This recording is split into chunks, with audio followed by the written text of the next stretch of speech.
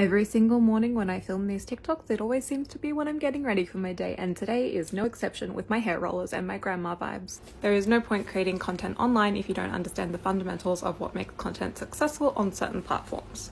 I've talked about some of the more technical components of measuring good content, but today I want to talk about something that is slightly more esoteric, and that is storytelling. Hi, my name is Ellen. I have designed websites for both private sector and government, and I am completely self-taught.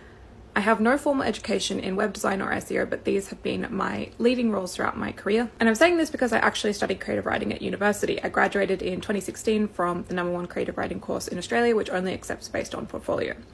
While I was at university, I came to the realization that almost everything in life, in branding, in marketing, relates back to storytelling, and this is what we're talking about today. Humans are narrative creatures, and the way we interact with the world, interpersonally and intrapersonally, is via story. This is external and internal monologue.